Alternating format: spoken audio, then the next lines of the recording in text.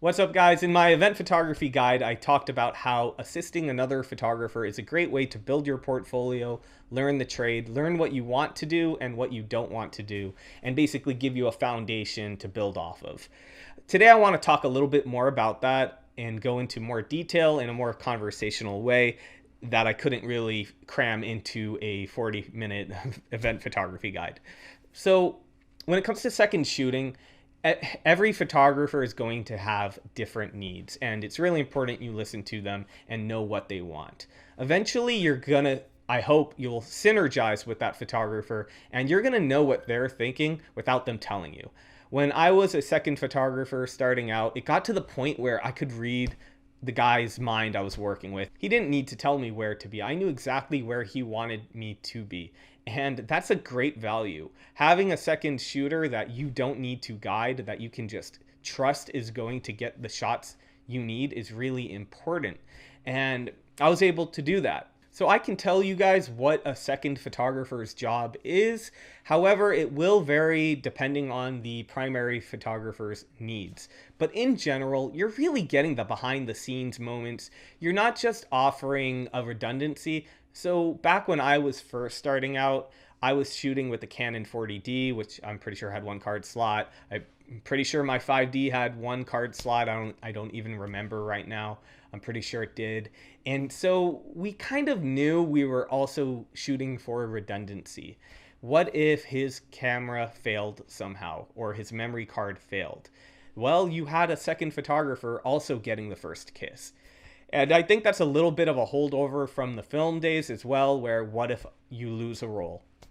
What if the roll comes out blank for whatever reason, the lab messes up?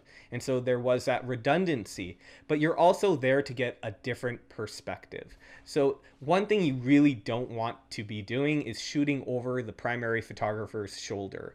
If they're shooting formals at an event, whether it's a wedding or a corporate event, maybe you have to get groups of people, you don't want to shoot over their shoulder and get like a slightly worse shot than them.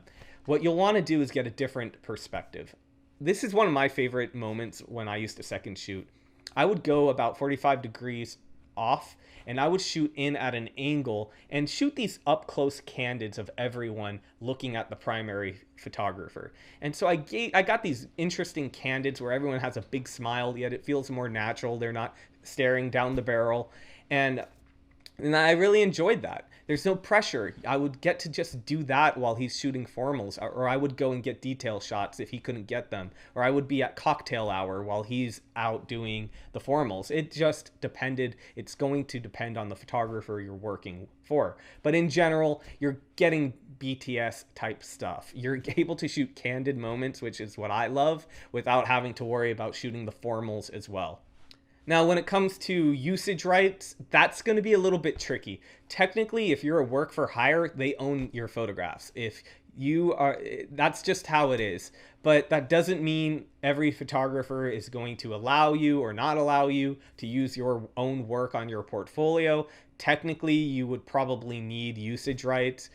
It just depends on the agreement you make with your photographer. I do think it's important to ask them, like, what are my rights? Do I need to sign over the rights to these photographs or what? Just talk to the photographer and ask and make sure you're on the same page. But honestly, me personally, I would not work for someone that didn't let me use my own photographs. I don't care if he wanted to own the rights so that, for legal reasons, so, he owns the rights to the images he's delivering to the client, that kind of thing.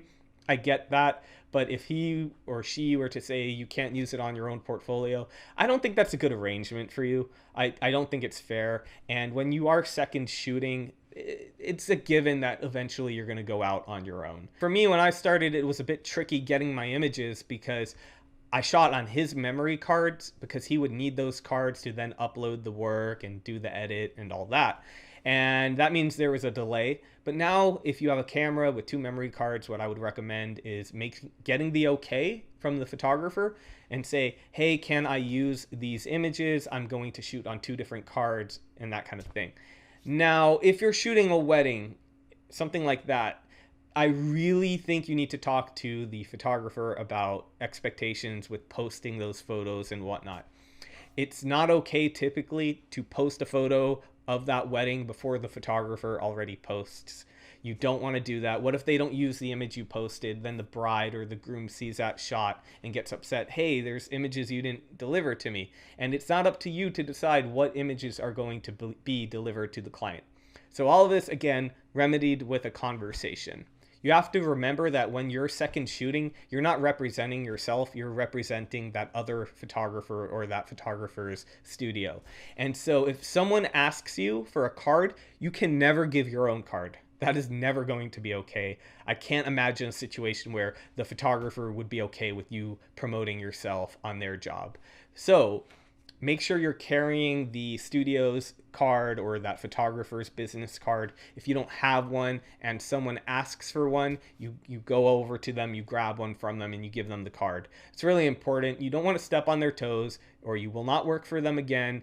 And you wouldn't want someone to do that to you. Don't do that to them. Be ethical. Second shooting is a great way to have some income if this is your full-time gig as well. For me, it was my full-time gig from the start. And so I was shooting a few weddings a week, sometimes I was shooting like 2 to 3 weddings a week when I started, but the pay was very low. And then I was teaching photography as well. I wasn't making a lot of money, but what I started to do is pick up my own work on the side. And eventually you pick up more and more of your own work and you don't need to second shoot as much.